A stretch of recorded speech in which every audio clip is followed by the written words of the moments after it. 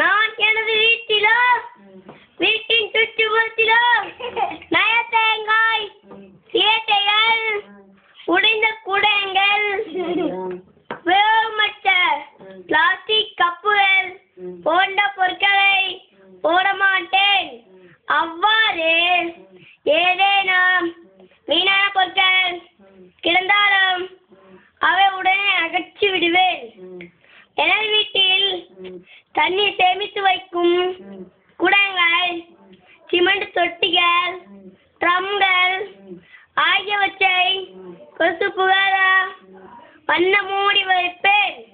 வாரம் ஒரு முறை தேய்த்து கழுவி சுத்தம் செய்வேன். இதன் மூலம் லேடிஸ் வளராமல் தடுப்பேன். நான் கற்றுக்கொண்ட வச்சை அண்டை அயலாக்கும் கற்றுக் கொடுத்து எங்க காய்ச்சலை பரப்பும் லேடிஸ் கொசுகுலி உருவாகாமல் தடுப்பேன்.